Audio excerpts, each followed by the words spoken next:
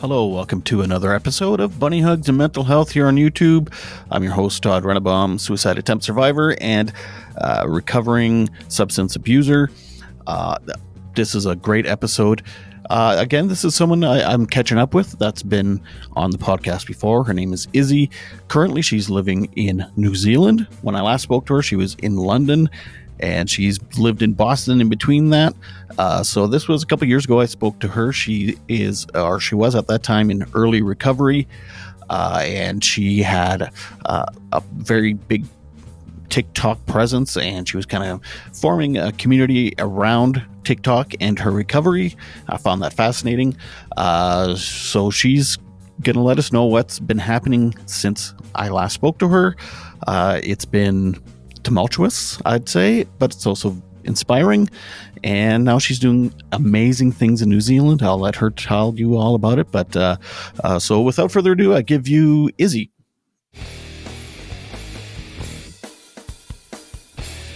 Last time we talked, you were 3 months sober. I think you had relapsed one time before that, or maybe a couple, or maybe many. I don't know. Maybe a couple hundred. I suppose. I had like that epiphany moment, which I think I discussed in the last podcast, but I got sober and that lasted a week. Then I relapsed again. And then I got much more time in. So that was like the 3 months. And then 3 weeks after you and I spoke, I relapsed again. So, right. What day is it today? Is it Depends what country you're in. We might be literally hitting a year and a half within like this week, I think. So nice. Then I relapsed again. So yeah, it's part of the process, right? Part of the journey. Part of some people's journey. I mean, I guess for mine, I relapsed too, I guess, but not after treatment. Like once I went to treatment, then it was I learned a lot. So, but the amazing thing is, were you in England then? Yes, I was. Okay. So since then you've also moved back to Boston and got even more sober. And now you're living in New Zealand, working at a harm reduction place, giving out Narcan. And do you give out like needles and stuff too? Yeah, we got clean needles, we got test strips, we got sterile water, syringes, filters. We got everything you need, and it's all free. Most of it. You have to pay for the tourniquets, I think. Tourniquet? Tourniquet, yeah. But yeah, most of it is free. It's absolutely phenomenal. So that's pretty amazing. Like fate somehow ended up here. That's incredible. Like, I know it happens. It happens to people, but it's just been so incredible that you make it public, and you do your lives all the time on TikTok, and it's like you've just kind of invited the world to watch you on your journey. Yeah, it's been pretty. Oh, and you also, since you started your own kind of like support group too for a while there online. I have been busy since I last spoke to you, I would say. Incredibly so. That actually stemmed from a need to take a break from TikTok. So I think after I spoke to you in 2022, I had just barely started live streaming. And those are sort of, as you know, a support group type thing. So I did that for another year-ish, maybe even more than that. And then TikTok started to have more of a negative effect on me than a positive one. I think there was a lot of comparison, and maybe we can talk about this more, but there was a lot of self-doubt that was coming with it. And I would say stuff like, I'm in my flop era. Here I am, like, how many months sober? Like, but devastated by other people's success, which also made me feel bad because I didn't want to be jealous or envious or whatever, but I was, and it wasn't good. So I took a break from that, and that's how I got into facilitating a support group, which I think has been probably the most important thing I've ever done before. I would have once said that about the TikTok page. But... are you still doing that or no? Nah, I had to stop because the time difference was a bit complicated. I am at the bottom of the world. That's what they call it here, bottom of the world. And it's kind of true. But yeah, it would have been too much. We had a very emotional final meeting. It was great though. Which I missed. I know. I can't remember why. That's okay. Perfectly right. There was a lot of crying. So it wasn't much of a support group meeting and more of a goodbye, my friends. I'm going to miss you going out into this big world. Well, we're talking now, I guess. So that's. Yeah, that's true. Counts. And you're okay. I'm glad I was able to stay in touch with you. One of the hardest things I think about hosting a support group is when people go away. You're never sure if it's because they need you more than they ever have or because they don't really need you and you're okay. So it's nice to keep in touch with people and know that you are in fact okay. And it is okay. Yeah. That's something I learned working in addictions was, some people, they're like on Facebook and on Instagram, like just every day, twice a day sometimes. And then suddenly they're not there. And then your brain goes, oh, where are they? And you're, like you said, sometimes they just are fine, but a lot of them are, I'm not going to lie, a lot of them are dead. I just found out this morning another person I care about is gone from addictions, and these aren't like junkies nodding out in the street people. These are just, all types of class systems, and like addiction is, it's not discriminating anyone anymore. So yeah, it's rough. We get people coming into the exchange. There is no look, I guess, for addiction. We get everyone comes in. Everyone looks different ages, different backgrounds. But yeah, that's one of the things I think, because so many of us didn't make it out, and it's like pure luck that I'm here and your friend isn't. Like, that's it. And so it makes it a little better to be like handing out the needle that might keep someone alive, the sterile needle. It makes it feel slightly more okay, because I do live with that, like, right, pain, the loss, and I think sort of all of us do. Mm-hmm. In New Zealand, is the stigma the same as it is in the U.S.? Is it worse? Yeah.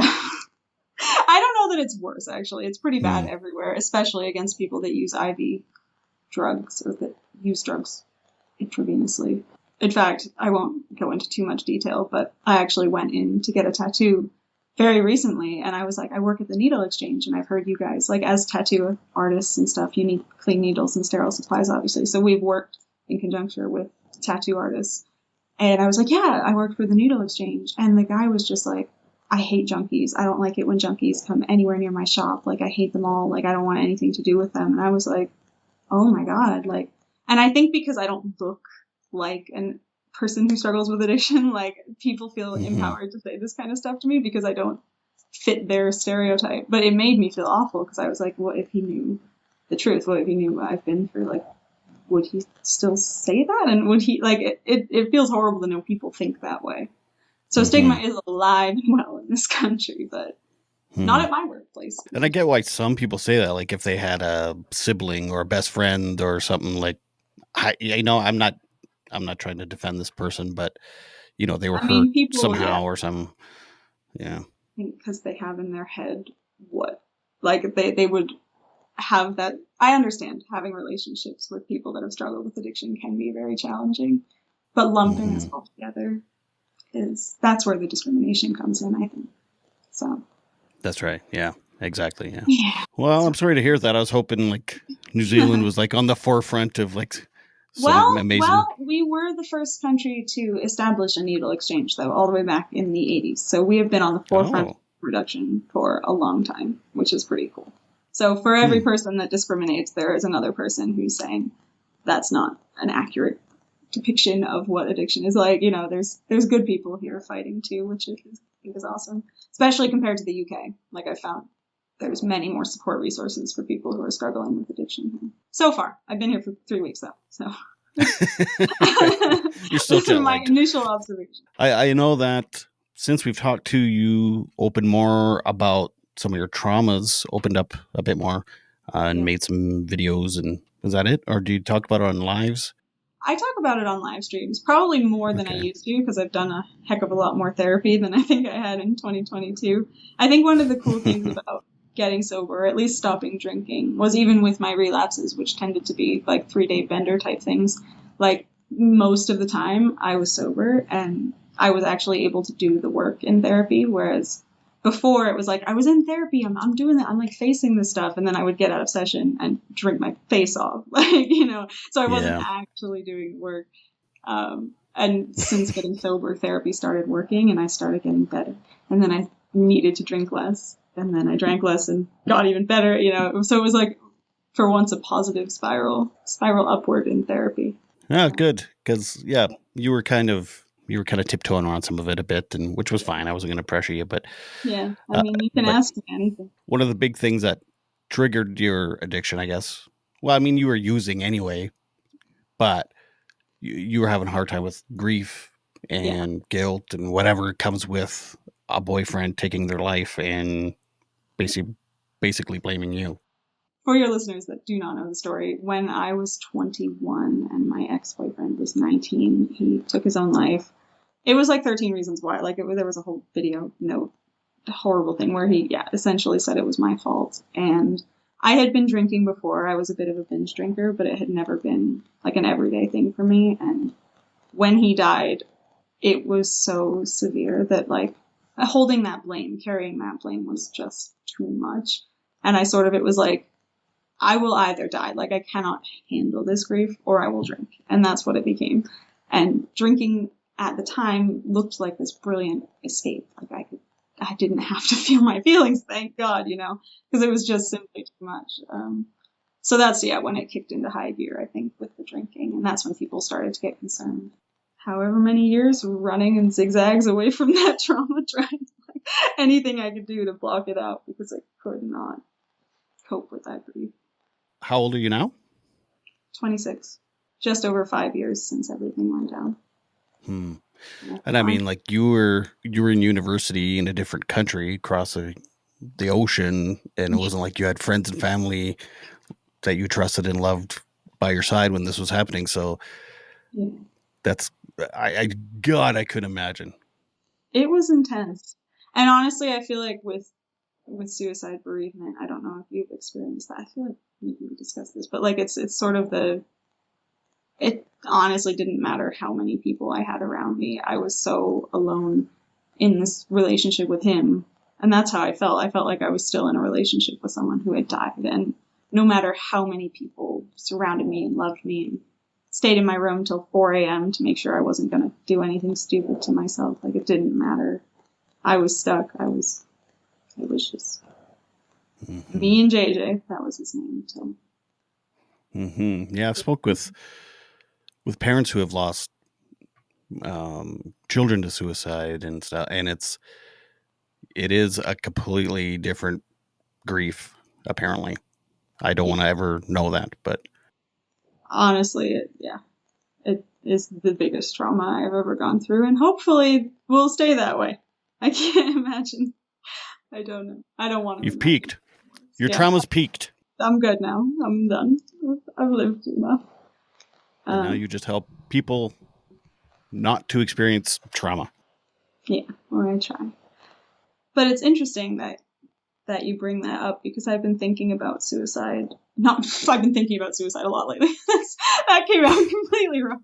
I have been thinking a lot about my own... The subject of suicide. Right. Because I think at that time when I first started drinking about JJ's death, I had never attempted suicide, and I think I was 20 at some point in the blur of the last 5 years. I also attempted, and for a long time it was like the combined trauma of trying to figure that out plus his, and I just didn't really understand it. But having done it myself and sorting out those feelings helped me understand him a little bit more. And I think that's also what's facilitated the healing. I think I didn't understand so much before. So what is that understanding? It's just that mental illness can take control to the point where it is no longer you. Or like I was literally, I wasn't there. Like you wouldn't, if you spoke to me, I wouldn't have been Izzy. You know what I mean? And I think I had always thought, like, he did it, and he did it because of me, because, he implied that. But now I know that to be at that point you are so beyond. Like if I had talked to JJ, he wouldn't have been JJ, I think. Right. And that helped me understand it better. So you learned that, because I mean, you're extremely irrational. Like, so even though he was saying whatever, those were completely irrational thoughts. And so now you learn to not personalize it. It's just, he was not well. Yeah. And now I can say, it had absolutely nothing to do with me, because if I had died, it would have had absolutely nothing to do with any of my family members or anything like that. Even though to them, I'm sure they would have thought it did, but I was so far beyond. So yeah, I've been thinking about that. So in your musings, it's not a bad thing. You're just like, you're actually able to accept it and see it for what it is. You're not like dwelling on it. You're just thinking oh, about good. Yeah. A healthy musing. Yes. I mean, it's sort of what I do all the time. People are always like, is addiction your whole personality? And I'm like, well, yes and no. Like, yeah, I think about it all the time, but it's in a different context now. I used to think about drugs all the time. Now I think about recovery all the time, which I think is perfectly fine. There's a lot of judgment around that. But go off. If being healthy is your personality, like, great. That's like amazing. Good.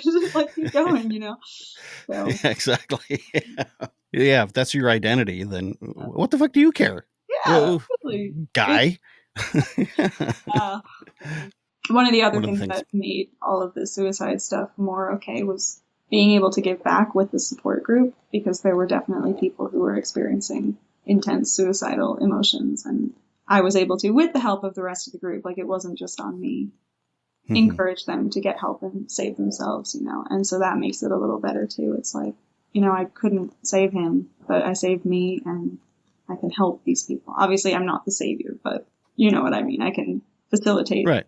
That feels good too. It's it's a peer support group, and everyone's got a little piece of everybody in there, and that's kind of, I know you're not big on the 12-step groups, but that's kind of the 12th step, is being the sponsor of someone, and that whoever you're sponsoring thinks the sponsor is saving them, but it goes both ways, because exactly. No, 100%. I feel like I've ended up doing a lot of the 12 steps just through recovery. Like, all of the themes are kind of there. I haven't done them in the order, and I haven't done them within the group and within the fellowship, but I have done a lot of them just by virtue of recovering. So they're onto something with these steps. Right? Have you I think it's step 8 and 9 is make a list of people you're willing to make amends to, and then step 9 is making these amends. I mean, have you done something similar to that? Yeah, definitely. There were friends of mine. I had friends of mine that put up with so much of my crap.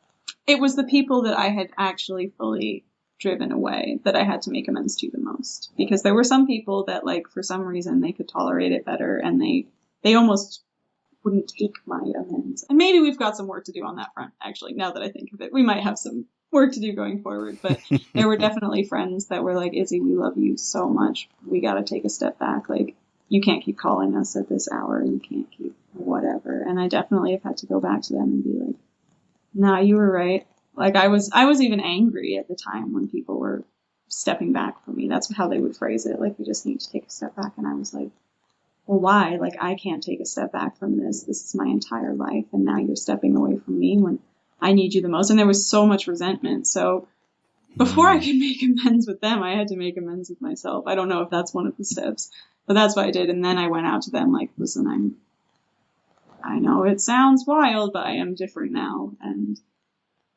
it wasn't just one conversation, certainly. Like, it was a thing, like, I'm sober now, I'm really doing the work this time. But I had to sort of prove it to them. So I guess that's part of the process of making amends. And I feel remarkably lucky that most of the friends that had to stop talking to me have come back. And not in the same way. Like, things changed, and that's on me. But they're still there. And they're okay. And I'm okay. So it's okay. Yeah, for sure. Yeah, I'm the same way. I think there's some people that are very supportive, but they're like, I don't know if I want to get as close as I was to him, but it's like, and I get it. That's fine too. And I mean, I've grown and changed too. So I mean, there's people I had to cut out of my life when I got Oh, sober. Yeah. So. There are some people I have not made amends with because they need to make amends with me first. And that's not exactly how it's supposed to work, but that's fine. We're all works in progress. And do I have some bitterness? Maybe. But there we go. Well, I kind of learned how to forgive people by getting, because you really have to humble yourself to ask for forgiveness. Mm-hmm. So I kind of learned like, okay, this is very humbling. If someone is asking forgiveness from me, I'll be more willing to take it because I just know how hard it is to ask for forgiveness. But there's some people that every 2 weeks they're asking for forgiveness. And it's like, you know what? Yeah.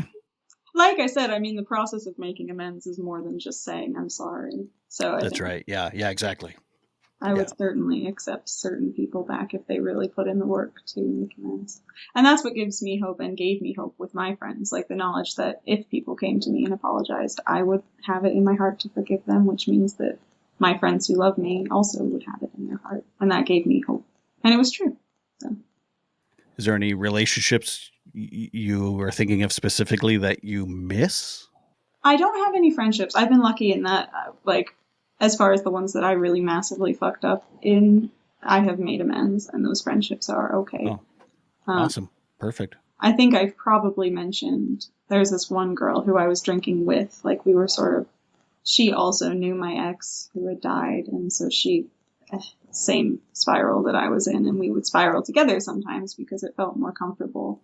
So we would... Trauma bonding. Yeah, completely. So I would be drinking alone in my room, and I would bring her up, and she'd be drinking alone in her room, and we'd drink alone in our rooms together, and it felt a little bit better. But eventually I realized that by enabling that, I was killing her, and she was killing me, and I was killing me, and we were slowly destroying our own lives and each other's lives. And so I had to stop speaking with her with all the love in the world, and I explained that to her, the only reason I'm doing this is because I love you, and I'm working on loving me, and once I do, it will be easier once you do as well. But I haven't gotten back in contact with her, and she's definitely one of the people that, I hope to God she gets out and in a heartbeat want to be her friend again. So it's sad to even think of that. Do you know if she's still using or not, or you have no idea? I don't know. Yeah. I hope not. I've seen that she's posted on Instagram. I still check in on her. Ah, right. I can't help it. I just want to make sure. So. Well, it's funny too, because when you do get sober and you're caring for someone, and because I mean that was a very self-aware choice you made, actually saying I got to take a step back. But then it is hard to ask how they're doing because you don't want to, some people, you give them an inch and they'll take a mile, and it's the whole spiral starts again. But she might be sober, but you're scared to make that contact just in case shit goes haywire again and you start trauma bonding again or whatever. And yeah, it's a bit of a delicate dance. And I mean, I would love to know how she's doing as well for you. I'm very curious too, but at the same time, it's probably a safer thing to do what you're doing just in case. I don't know what I'm talking about. No, you're absolutely right.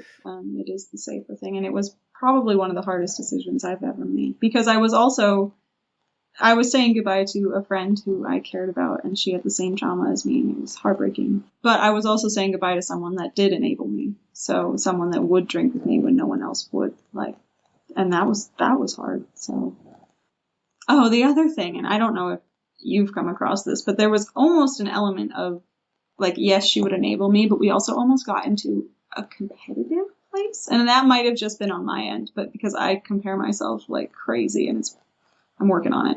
But one of the things I would be her trauma is worse than mine, or her drinking is worse than mine, or she's used this drug and I've never used that drug. So until I use that drug, I'm not I don't have a real problem. I used to say all the time, I'm not a real addict, while my life just, I look back, I'm like, oh my God, you do not have to get worse in order to qualify or to receive help, right? But I thought it's called justifying. Yeah, and I think I think she was doing the same thing. Like, she was looking at me and being like, well, Izzy's been through this until I've been through that. Like, so there were so many reasons why we were intertwined, and most of them weren't healthy. But Right. there's hope. I mean, if I could do it, she can do it, right? Like, she can get out of this.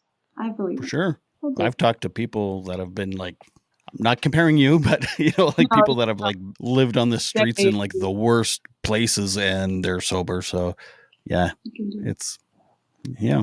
I almost said come out Yeah. stronger, but sometimes I don't think that's true. I think sometimes we just go through hell and then we claw ourselves into a place of relative stability.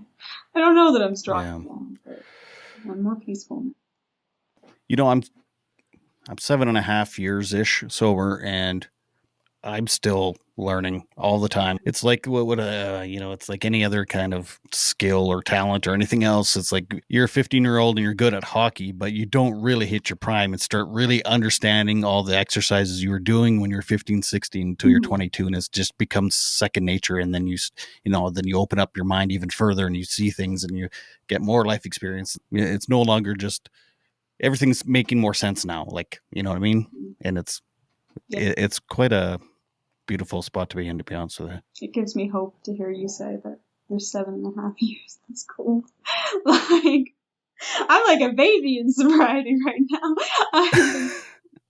But I was speaking with my friend. It's interesting that you bring up 7.5 years. And it's sort of like what I was saying about relapse being part of the journey. I was speaking with a friend. Someone in her meeting had said that she relapsed after 6 years, and it was necessary for her to grow and learn. And my friend took that as, well, I should relapse to grow and learn. And it's part of the journey, right? So I may as well just do it now. And so whenever I hear people that have been like 7.5 years, or even like people will come on my live streams like 30, 40 years, and it's like, okay, so it doesn't have to be part of the journey, right? Like, and I find that very encouraging. Like, you can learn and grow without going back out, So congratulations to you. Oh, thanks. I mean, thank you for being an inspiration. Well, thank you. I mean, I'm not gonna lie, I still get cravings and temptings, and it's like my mind will go like, I bet I could probably start smoking weed again. That's probably okay. I'll just do it once in a while. And then like, I was never addicted to that pill. It's a different, like, yeah. This is like I'm talking like last week my mind's still doing that, and then the next day you're like, oh my God, I can't believe I thought that. I was vacuuming my room yesterday and I found these random little crystals on the floor. And 2 years ago, we know exactly what I would have done with those. Even though they were definitely just like, I don't fucking know, drywall or something. Like, they were not. But I would have done anything because I would have been like, well, I don't know what it is, so it might not be your point. So, but yeah, so I still get those thoughts. But I was immediately like, no, come on now. So that's what I think, like, the thoughts aren't going away per se, but I'm getting much better at being like, well, come on now, we're not doing that. And here's why. Like, it's not just I'm not going to do that, and then that's like end of conversation. It's sort of like with myself, like, I'm not going to do that because this is where it would go, and I don't deserve that or want that anymore. So, yeah. You kind of, what do they say? Play the tape forward, I guess, or whatever. Oh my God. I've started, like, my brain has started not, like, I don't even think about it. I just use the smart tools. I don't know. Have we talked about smart recovery on here? Or do you? A little bit, yeah. Okay. Playing the tape is one of the things I talk about all the time in smart recovery, which stands for self-management and recovery training. So all of the principles, it's sort of like AA, but if AA were based in cognitive behavioral therapy instead of spiritual 12-step type stuff. And I found it wildly helpful because I'm very therapy minded. Not that I like cognitive behavioral therapy that much, but that's just sort of how my brain works. And they have a lot of different tools, and one of them is playing the tape forward. And at first, it was very much like, okay, I'm freaking out. I'm going to open up my smart recovery book, and I'm going to read about playing the tape forward. And now it's like, I have a craving. My brain just plays the tape forward. And then I realize that I don't want or deserve that. And so I've internalized these things. And that's something that's also made it easier, I think. And that just takes time. Are you starting to recognize, because I don't know if I was recognizing addiction in other people when I was using, I was just like, hey, this guy's a drinking buddy or whatever. But are you starting to, like, friends or family or whoever, coworkers, well, maybe not here, but you'd be like, I wonder if I should I'm seeing patterns that reflections of my own patterns at one time. Yeah, it's funny. I never used to see that because I would see anyone else drinking or smoking or whatever, like, as a reason for me to do it. So I'd be like, oh, hell yeah, your behavior is so in line with everything that is good. Like, let's do it. And I have noticed. But I never bring it up. I feel like you have to be really close to that person to bring it up, especially because I don't know why. Like, right. You've never planted seeds, even be like, oh, like the conversation's going. Like, my meetings might be good for you. Like, you should try those. Yeah, stuff like that in passing. But the truth is, like, if somebody had told me to stop drinking, well, actually, we could go into this. This ties back into the suicide thing, but like, my friend did. I moved into his house, and there was it was sort of an ultimatum, like, you can live here, yes. Like, and I didn't really have anywhere else to go. It was very chaotic. But you have to be completely sober, like, and that's it. That's the rules. And when that happened, I did it for a week, and then I tried to kill myself because it was just impossible for me to cope without the alcohol. And so I feel like you're walking a very delicate line when you're telling people or encouraging people not to drink, and you don't know what's going on underneath, because you might be encouraging them and then they get sober, and because they can't self-medicate in the absence of proper mental health care, or, not self-medication, just medication, like, you might be making them worse off without even knowing. And that's a very delicate line. It's a tricky one. You heard the term dry drunk. It's like, okay, well, they're not drinking anymore, but they're also not healing why they drank in the first place, so they're still miserable. But sure, they're not drinking, and sometimes that's just unbearable. So I would never want to put someone in a more unbearable situation. But I can talk a lot about my own recovery, and that's sort of how I do it. I talk about how much, like, healthier I am, how much more, like, cognitively here I am. Like, I'm just, every part of my life has gotten better, essentially, and I talk a lot about that. Hopefully that will inspire people to do the same thing as me, or try, get the help, because it's out there too. And I think people don't realize that. So when I say I run a support group, or I have these different support groups that I've been to, it might open up the idea of going to a support group in someone who might not otherwise have thought about it, So that's my way of intervening without intervening too much, Right. So in AA, there's a thing. Well, you're only an expert in your own story. So you don't ever give advice. You don't know the other person's stuff at all, like you said. So you're just an expert on your own story. So you tell your own story and what worked for you and what helped you and all that stuff. And exactly. Yeah, in live streams, I always have to preface everything with, like, this is me. This is completely me. You do you. It's none of my business. That's my catchphrase on there. People will come on and be like, I'm drinking right now. And I'm like, that is absolutely fine. Your recovery is none of my business. I'm just talking, And sometimes that's harm reduction for them. Yeah, exactly. I think very frequently drinking is harm reduction, which is so counterintuitive. Yeah, it is. I'm actually Cali sober. Yeah. Speaking of which, are you still Cali sober? But I smoke like half as much as I used to. Maybe. Maybe. Is it legal in New Zealand? I had a nightmare. Maybe I shouldn't confess.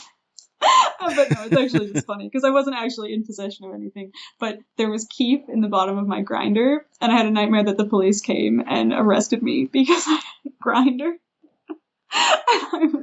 Maybe this is a sign. But I'm so used to it being illegal. And the only reason it's not legal is because of, like, one vote. So it's a very relaxed culture here around that. Not wildly worried. And again, I mean, if it comes down to that versus drinking, or that versus whatever pill is I'm in the mood for, right? Like, smoke weed all day. That's where I'm at. Like, if that's what it takes. Or if it's between that and suicide. Like, I'm 90% sure if I had just smoked a bit on the day that I attempted, then I wouldn't have attempted. I know it sounds like unbelievable, but I do believe that's true. And weed was really bad for me. Yeah. I mean, I loved it's one of those things, right, that can be so harmful. Yeah, I had done it long enough, but that was for a long time and a lot. But I don't know, I was getting to the point where it was like really affecting my anxiety and stuff. And, Yeah. I was justifying it because it was helping me with my anxiety. Well, I was having anxiety because I was not high. So I was like, no, this is called withdrawal. It's not anxiety. Yeah. Yeah. You got to do a lot of soul searching if you're going to smoke weed. You have to be careful with it. Yeah. I mean, That my wife was like, no, you stop everything or you can go live somewhere else. And I was like, well, I don't want to do that. yeah. And she was right, though, right? Like, I got sober for myself. I did.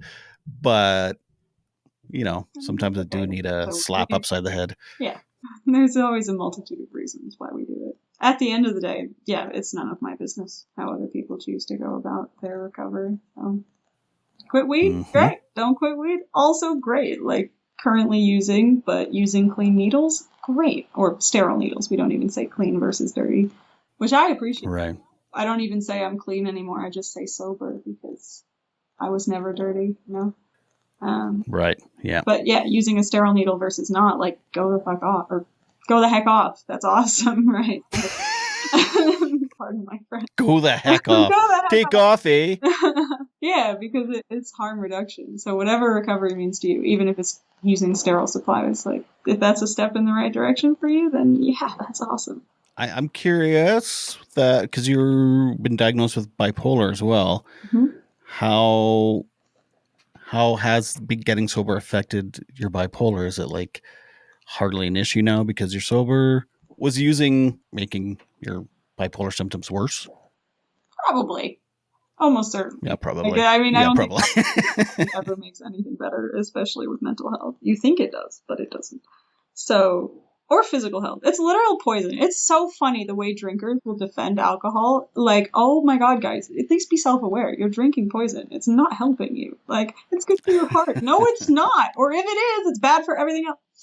Anyway, so, yes. No, my bipolar. So yes, it absolutely made it worse. But I think antipsychotics are what made it better. I think also finding recommendations.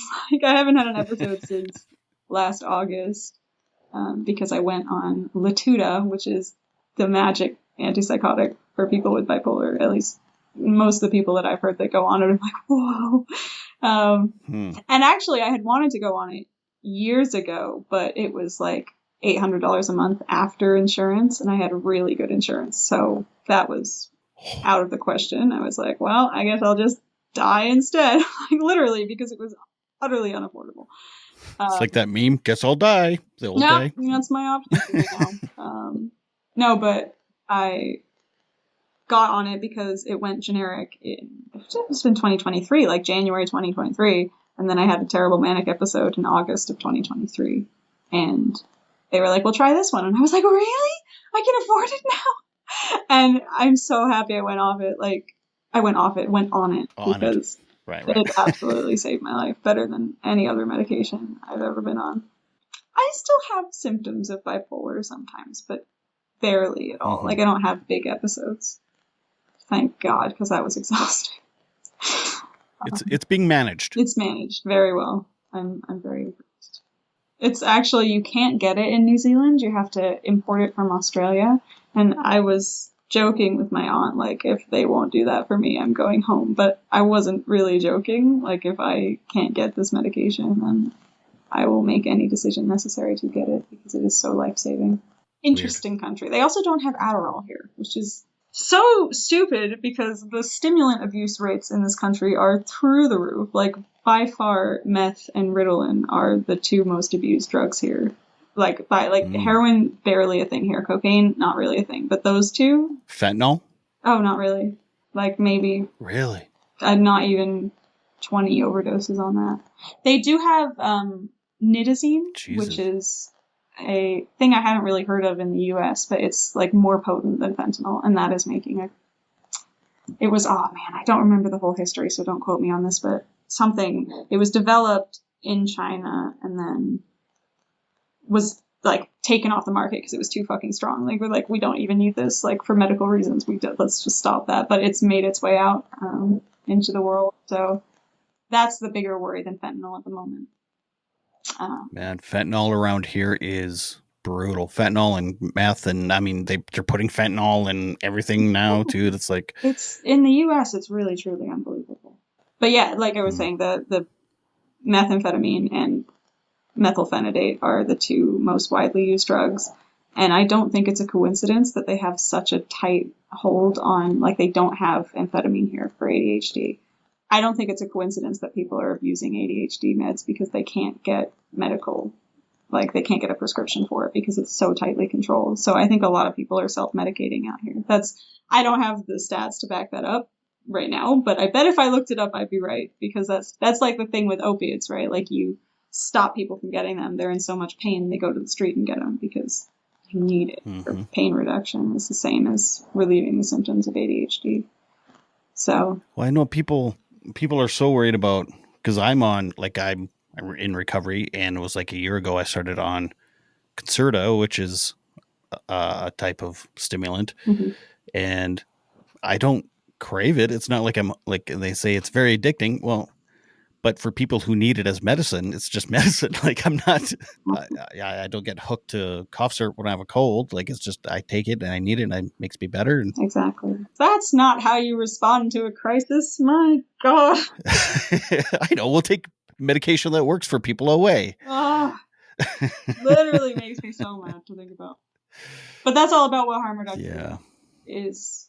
Like that helps because people who are, I mean, the people that need harm reduction most are probably the people that are suffering with mental illness or neurodivergency. And so harm reduction stuff is actually deeply important for that group of people, that community, because like, I mean, sort of like I was saying before, I was drinking so that I wouldn't kill myself. Like if people are using Ritalin off the streets so that they won't have these symptoms of ADHD, then they should be able to do that safely. And that's where harm reduction comes in. We also have drug checking services at my work where you can come in anonymously, hand them your drugs, sit there while they test them, and then get them back and leave again. And I don't know if that exists in the US. I don't think it does in the UK, almost certainly. But it does in Canada. It's pretty damn cool. That's awesome. Yeah. Go off Canada. Yeah. Good job. Well, I don't know. Well, Canada's a big country. In the city not far from me that has harm reduction, they do that. I can't say if everywhere in Canada does it, but and actually the one just not far from me, I think they're the only place in Canada where they have like you can actually smoke in there too, so you can smoke your drugs. It's the only place where there's like a safe smoke. Does your place have that, where you can smoke? I don't think we have safe facilities now, but we should do, because that is a fantastic idea. Like what better way to prevent someone from overdosing than having someone on site who knows and is trained in Narcan, who can call services. Like people are going to use drugs. That's just the reality. They have for all of history, and they will continue to. Like it's not going to stop. So the best thing we can do is make it safer until people find recovery. Like the goal obviously is for people to live happy, healthy lives at the end of the day, whatever that means for them. But to do that, they have to be alive, right? Exactly. That's a hot button issue in my province right now. I'm trying to not make this about my province and me right now. It's like I know it drives me nuts. It drives me nuts. Yeah, we do. Putting all the money in treatment beds. It's like, but everyone's dying. Yeah. Like who's going to take these beds? Like, and we're already understaffed with the beds we have. Who are you finding to staff these goddamn? Anyway, yeah. No. Well, I mean, I'm so proud of you. I've been, as you. Because, throughout the last little while, sometimes you're on the live, sometimes you're taking a break, sometimes whatever. But yeah, it's been so wonderful watching you and to see what you're doing now. And you have like your own community that follows you and is inspired by you. And I'm sure those people now have people that are inspired by them. It's a beautiful chain, right? Like the things that I say might get said to someone else, might get said, So, yeah, sometimes all it takes is one nice thing being said. You don't even know the impact that you have on other people, which I absolutely love. Yeah. That's why I try to get people to share the podcast and stuff. It's like you have no idea who might need to hear something that one of my guests is saying right at that moment. And yeah, exactly. Yeah. I have so much love in my heart for the whole community. That's the best thing. And I feel like that's like the crucial thing in healing for me has just been being surrounded by community and people that care. Because when you feel cared for, it's just so much easier to heal. And yeah, I think that community does exist. It doesn't have to be just around you in your town or in your city or whatever. Like, it can be online. We had this ongoing running joke back in 2022 at the beginning where I would end my live streams with "thank you for coming to my TED Talk," because I would have this whole rant about whatever. And I've actually just started writing a TED Talk. Like, I'm going to apply to do a TEDx thing in Wellington. So that's not till April 2025. And I have to do the whole application process. So it's not... But that makes me want to cry, because everyone has said, "Izzy, one day you're actually going to do this." Like, my whole online community has, and now it's happening. And I think the truth is it's only happening because of you guys. So. Now I'm going to cry. Okay, not the place. No, you did all the work. As my counselor would say, not alone. Not alone. Be sure to subscribe and to like this video. You can listen on Apple Podcast and Spotify. This is Todd Rennebaum saying, make your beds and take your meds. Keep watching for more interviews with incredible people telling their stories of resilience and adversity with mental health and mental illness.